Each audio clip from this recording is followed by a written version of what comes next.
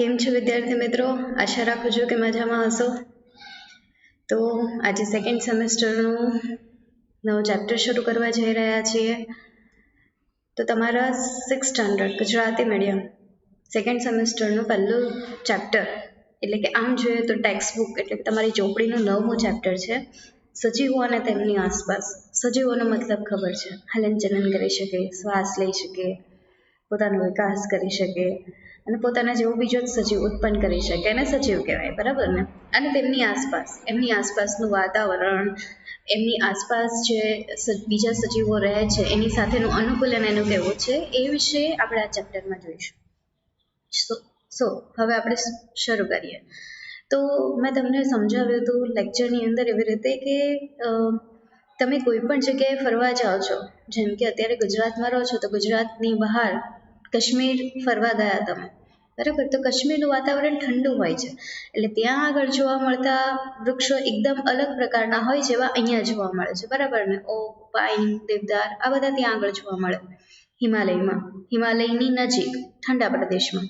એ સિવાય પછી તમે રાજસ્થાન ફરવા જાઓ છો તો ત્યાં આગળ આખો રણ પ્રદેશ રહેલો છે. તો રણ પ્રદેશની અંદર પણ તમને વૃક્ષો અલગ પ્રકારના જોવા મળશે જેવા અહીંયા જોવા નથી મળતા. એવી જ રીતે તમે દક્ષિણ ભારતમાં જાઓ છો ફરવા માટે, કોઈ જગ્યાએ કેરાલા જાઓ છો કે કોઈ પણ જગ્યાએ આંધ્રપ્રદેશ જાઓ છો, બેંગ્લોર જાઓ છો, ક્યાંય પણ ફરવા જાઓ છો તો ત્યાં આગળ પણ વૃક્ષો અહીંયા કરતાં અલગ જોવા મળશે. અહીંયા આગળ તમે રસ્તા પર વાહન લઈને નીકળો છો તો તમને રસ્તાની બંને બાજુ સામાન્ય રીતે લીમડો છે, પીપળો છે, વડ છે, એની જેવા વૃક્ષો જોવા મળશે, બરાબર ને? પણ દક્ષિણ ભારતની અંદર કેવા વૃક્ષો જોવા મળે છે? નારિયેળી છે, ખજૂરનું ઝાડ છે. તો આજુબાજુની આબોહવાને લીધે જે આજુબાજુના સજીવો છે, આપણી આસપાસના સજીવો છે, એની અંદર પણ ફેરફાર આવે છે. વૃક્ષ પણ સજીવ જ છે. વૃક્ષોમાં જેવી રીતે વિવિધતા જોવા મળે છે એવી રીતે ત્યાં આસપાસના પ્રાણીઓમાં પણ વિવિધતા જોવા મળે છે. તો કઈ પ્રકારના વાતાવરણમાં તમે જીવી રહ્યા છો એના પર આધાર રાખે છે કે તમારું અનુકૂલન એમની સાથે કેવું છે, બરાબર? તો હવે આપણે સ્ટાર્ટ કરીએ આપણું આ ચેપ્ટર. પહેલો ટોપિક તમારો છે સજીવો અને તેની રહેવાની આસપાસની જગ્યા, એટલે કે organism and the surrounding where the live. આપણે જે રહીએ છીએ અને આપણી આજુબાજુની જગ્યા કેવી છે, આપણે જીવવા માટે અનુકૂળ છે કે નહીં, અને આપણે એ જગ્યામાં રહીને જીવવા માટે આપણી અંદર શું ચેન્જીસ કર્યા છે કે જેના દ્વારા આપણે એને અનુકૂળ થયા છીએ. આ તો ખાલી હું માણસની વાત કરી રહી છું. આ સિવાય ઘણા પ્રાણીઓ પણ છે, ઘણા એવા વૃક્ષો પણ છે કે જે પોતાનું અનુકૂલન પોતાની આસપાસની રહેવાની જગ્યા પ્રમાણે સાધતા હોય છે. તો એ વિશે જોઈએ આની અંદર. પહેલી અનુભૂતિઓને તેમણે મુલાકાત લીધેલા સ્થળોમાં રહેલા વિવિધ પ્રકારના પ્રાણીઓ વિશે પણ એક વિચાર આવ્યો. રણમાં ઊંટ હોય છે જ્યારે પર્વતો પર બકરીઓની આંખ હોય છે. આ તો તમને ખબર જ છે, આગળ તમે ભણી ગયા છો કે રણ પ્રદેશની અંદર કેવા પ્રાણીઓ જોવા મળે છે? ઊંટ જેવા, બરાબર ને? અને તમે ઠંડા પ્રદેશોમાં જાઓ છો, કાશ્મીર જેવા પ્રદેશોમાં, તો ત્યાં આગળ કાશ્મીરી બકરી છે, પછી યાક છે, એવા પ્રાણીઓ જોવા મળશે. તો કેમ એ યાક અને બકરી કેમ રણમાં જોવા નથી મળતા અને ઊંટ કેમ હિમાલય જેવા વિસ્તારમાં નથી જોવા મળતા? અને જગન્નાથપુરીની અંદર જશો તો દરિયા કિનારે તમને માછલી અને દરિયામાં રહેતા બીજા સજીવો જોવા મળશે. તો આવું કેમ? દરેક જગ્યાએ સજીવોમાં જોવા મળતી વિવિધતા કેમ છે? તો એની માટે જરૂરી છે કે એની આજુબાજુનું વાતાવરણ કેવું છે. જેવું એની આજુબાજુનું વાતાવરણ હશે એ પ્રમાણના એ વાતાવરણમાં રહેવા માટે જો તે અનુકૂળ હશે તો તે ત્યાં વસવાટ કરશે જ.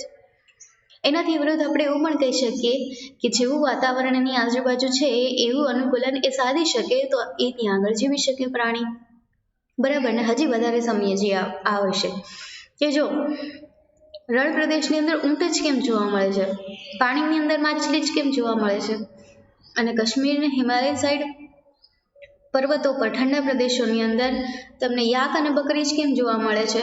તો એના નિવાસ સ્થાન સાથે સાથે એ લોકોએ અનુકૂલન એક પ્રકારનું એના શરીરમાં અનુકૂલન હોય છે કે જેના દ્વારા એ ત્યાં ટકી શકે છે.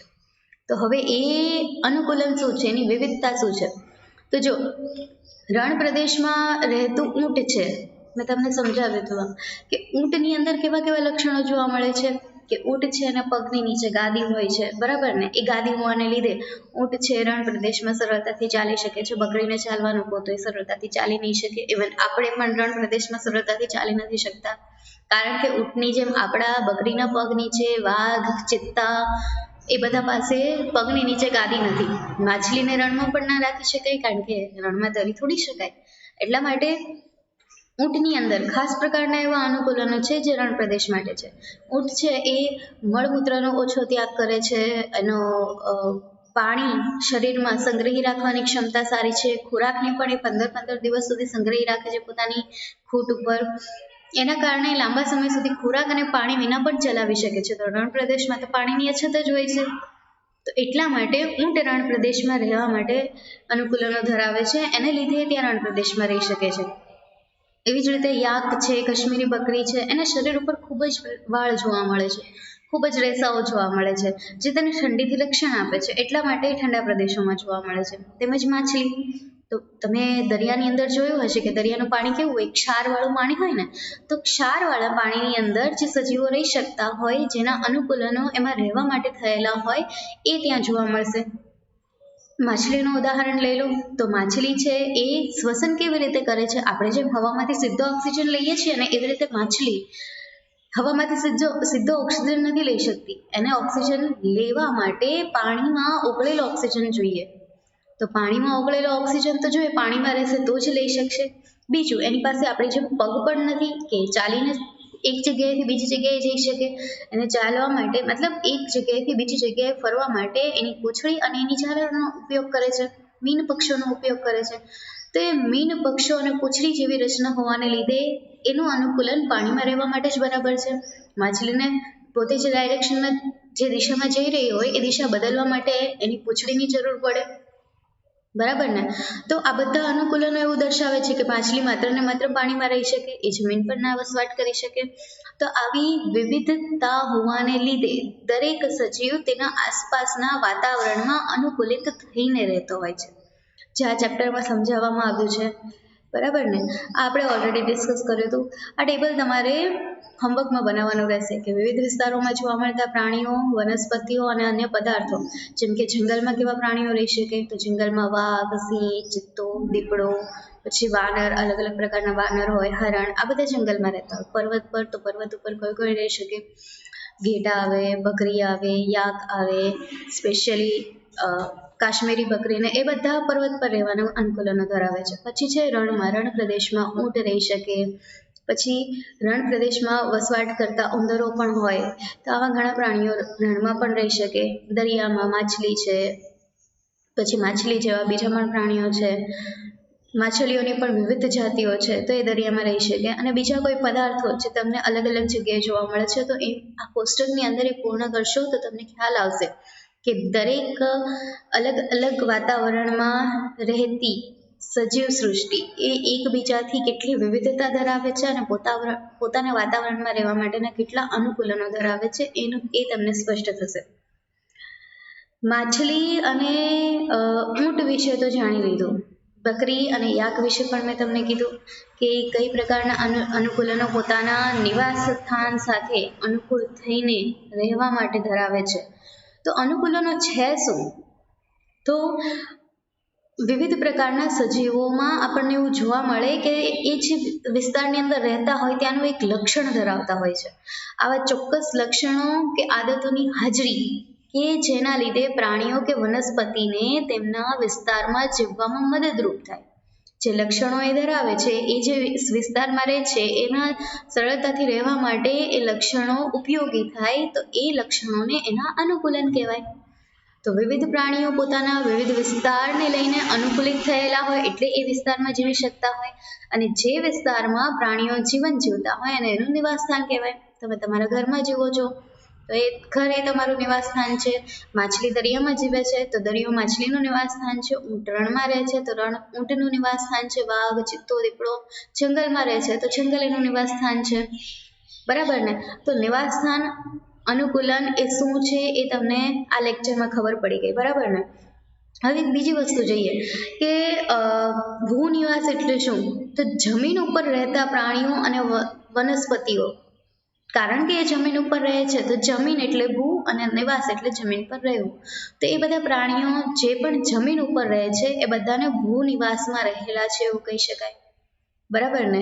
હવે ભૂનિવાસ એટલે જમીન પરનું તો ખબર પડી ગઈ, પણ હવે જે પ્રાણીઓમાં રહે છે જે પ્રાણીઓ પાણીમાં રહે છે તો એને કેવા પ્રાણીઓ કહેવાશે? તો એને જલીય નિવાસસ્થાનમાં રહેલા પ્રાણીઓ કહેવાશે.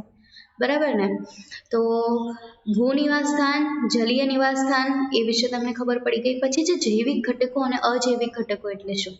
તો નિવાસસ્થાનમાં રહેતી વનસ્પતિ અને પ્રાણીઓ જે જીવિત છે, જે જીવી રહ્યા છે, સજીવ છે, એને જૈવિક ઘટકો કહેવાશે.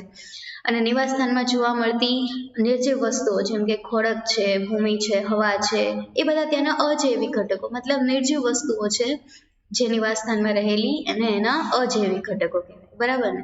તો જૈવિક અને અજૈવિક ઘટકો, પછી જલીય નિવાસસ્થાન, ભૂ નિવાસસ્થાન, અનુકૂલન એટલે શું, અને નિવાસ સ્થાન એટલે શું, આ વિશે આજના લેક્ચરમાં આપણે જોયું. અને વિવિધ પ્રાણીઓ કેવા કેવા અનુકૂલનો પોતાના વિસ્તારમાં રહેવા માટે ધરાવે છે એ વિશે પણ ડિસ્કસ કર્યું. આઈ હોપ તમને આ લેક્ચરની અંદર આટલી વસ્તુ તો ક્લિયર થઈ હશે. બાકીનું આગળનું આપણે નેક્સ્ટ લેક્ચરમાં જોઈશું. ત્યાં સુધી તમારું ભણવાનું તમે કન્ટિન્યુ રાખજો.